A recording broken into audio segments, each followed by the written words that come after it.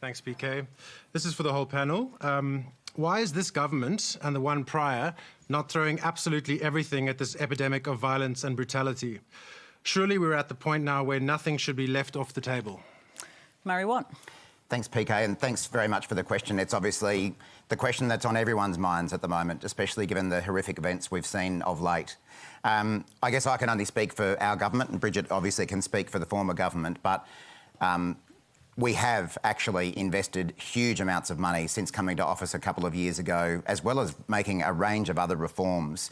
Big changes to the family court to make sure that women and children get a better hearing than they were previously.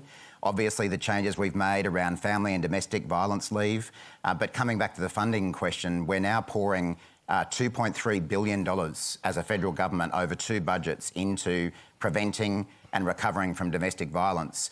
But as you would have heard the Prime Minister and many other ministers say, we need to do more. Clearly, we need to do more. I want to pay tribute to the work that particularly Katie Gallagher and Amanda Rishworth have done as the relevant ministers. They've worked very closely with the sector to put together a 10-year action plan. And unfortunately, some of these issues that we're dealing with have been going on since time immemorial, and they will take time to change. There's massive cultural change that is required, particularly around the role of men in our community. There are obviously issues I'm sure we'll get into later about social media as well. I would love nothing more, and I think everyone in Australia would love nothing more than to see this end overnight. It should have ended a long time ago, but unfortunately it's going to take time, but we are up for the task. OK, but $2.5 billion over 5 years, it's not enough, is it? I mean, given the crisis we're seeing. Well, that's obviously something that will be considered further at National Cabinet this week. Can you say that that's an underspending of the demand in the community? I can absolutely see that the demand for domestic violence protection, housing, recovery services, a whole range of things, the demand is outstripping supply, putting it simply. I do think that is a serious investment of additional money that we haven't seen from any government before. I'm not trying to have a political crack here, but this government is spending more than any Australian government has ever spent on this area. But all of us need to do more. Governments need to do more. The community needs to do more. All of us need to do more, in particular, men. Bridget, the question really did ask, should nothing be off the table, and also accountability for your government when you're in power? Yeah, absolutely. Thank you for the question. I think that's what being here at Q&A is so good. We don't get to just talk in sound bites. We actually get to have a decent discussion about the things that our community needs us as community leaders to have. I think it's appalling. I think we put landmark funding down when we were in government. That has been continued with this government. But when you talk to victim survivors, it is about frontline services. Where do I go tonight with my children and my dog? I can't get in anywhere, and that is actually the issue. It takes women trying and trying and trying and trying again before they eventually actually leave for good, for the safety and security of their children and themselves. And so I think there does need to be a lot more. I think you're seeing enough is enough. I think the Prime Minister had an opportunity to stand up and to listen to victim survivors and instead chose to gaslight them over the last 48 hours. And I think that's appalling. And I am happy to actually have that conversation, because if you have been through that, if you're a woman who's been through that and you are being told by a man, I've got it under control, I know what I'm doing, don't get emotional, calm down, it can trigger you all over again. And so I think there's a whole lot of things going on here. And to Murray's point, I think, and I hope we get into this later on in the night, about the pervasive influence of the internet, particularly on young men and women. We need to have that conversation. But just on the point you make that the Prime Minister, you're saying, has gaslit the person who's made the complaint, Murray Watt, has he handled that badly? I don't think that's a fair characterisation of the Prime Minister's activities at all. I mean, leaving aside the enormous amount of work that he has led as Prime Minister that I've already gone through, and I might say having a parliamentary caucus with majority women for the first time in Australian history. Okay, but they're all the talking points. I'm going to cut through them because the question was specific about his interaction with this woman who organised the Canberra rally, and he wouldn't answer questions this morning in relation to another woman, to making a comment that he was the Prime Minister and wanting to speak. We've now seen the footage; it's been shared. He did make that comment. Should he apologise? She wants an apology. The Prime Minister has addressed that over the course of the day, and I think we shouldn't lose sight of what the weekend was about, which was tens of thousands of Australians. So you don't think he needs to apologise? I just don't think we should lose sight of the key issue that everyone came out on the streets for over the weekend. I went to the Brisbane rally. I was heartened by the number of men, but I would have liked to have seen even more. And to make the accusation, as Bridget has, that the Prime Minister hasn't listened, he turned up to the rally. He spent an hour and a half listening to people, as he should. And that's in addition to the listening that he's performed and the action that he's taken. Peter Dutton didn't go to any of the rallies. Your leader, David Littleproud, wasn't at the rallies. Well, a lot of National Party, and if we're going to go through the rally tally, we can do that. I think the victim survivors are absolutely sick of us laying down my money versus your money, my rally tally versus your rally tally. It is actually about fixing the problem, PK.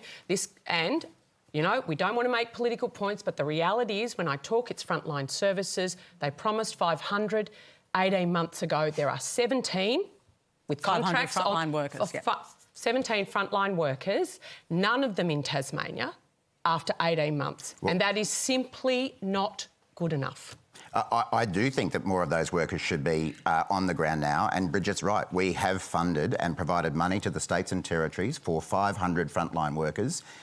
Our expectation was never that they were going to be appearing immediately, but our expectation is the majority of them will be in place by the 30th of June, and we want to hold the states and territories to that. Christoph? Can I just say that this is not actually about politics? Every 96 hours, a woman is murdered.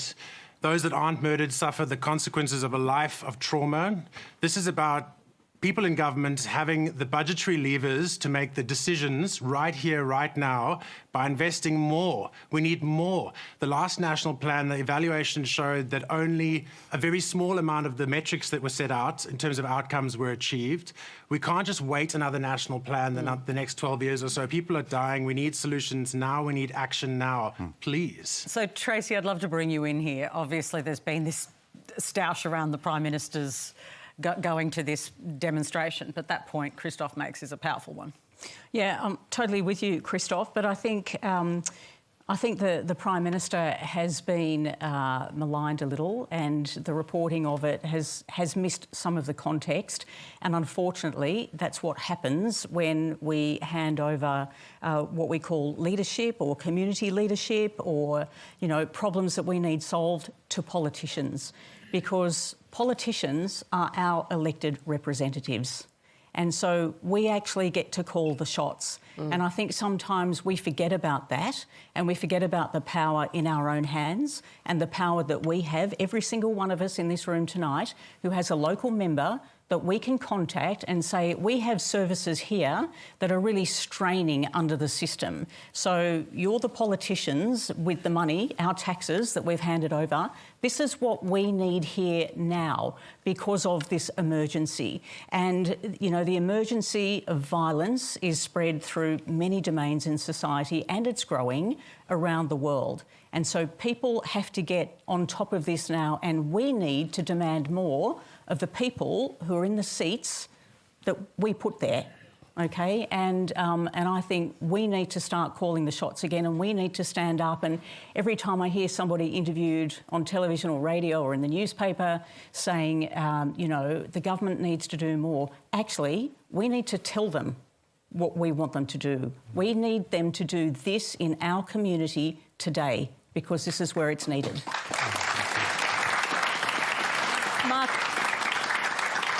there is going to be a National Cabinet meeting on Wednesday. Investment is going to be a big question. Do you think this sector is totally underinvested? Look, I'd be the first to admit as a former government minister that this is an area which has seen chronic underinvestment right across the country. We have seen chronic unmet demand. The more money we can pump into this, the better, because it will save lives, and not only save lives, but those lives that not under threat, it will improve lives. So, you are a government minister. Do you think you underspent, you underinvested in this? Look, I'll be the first to admit, we left a lot of unfinished business. I think we did a lot in government. We doubled the number of women's refuges, for example, investing $450 million in doubling the number of women's refuges in New South Wales, another 75. We spread staying home, leaving violence right across the state. That's a scheme to have women stay in their homes with their children if it's safe to do so, rather than having to go to a refuge. So we did spend record amounts of money. We had a major reform of the criminal justice system, the first jurisdiction in the country to have a general coercive control offence, which starts the middle of this year. And we know that coercive control, as well as being obnoxious in its own right, is a precursor to domestic violence homicide. We introduced affirmative consent legislation. We made it easier for women to give evidence in court with closed courts, preventing self-represented accused direct cross. So we did an enormous amount. So if you were able to go to this cabinet meeting on Wednesday, and you are opposition leader, but you have been in government, what would you be pushing for?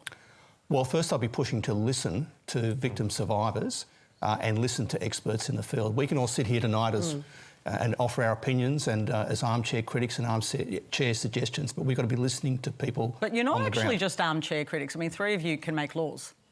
Yeah, we can. That's what I mean. So you've actually got a lot of power. Yeah, but we need to be listening to people on the ground, to frontline services, who know what is needed, and that's I think our key role is to listen and act on expert advice and the advice of frontline workers. John, I don't think you get government funding, do you, for the work that you do? We have one government contract, New South Wales Health. What are you seeing turn up to your doors? Yeah, well, like everyone's saying, it all begins with listening, and we've seen by listening to the cries on the hearts of people who are coming to Wayside, is we opened up a women's space.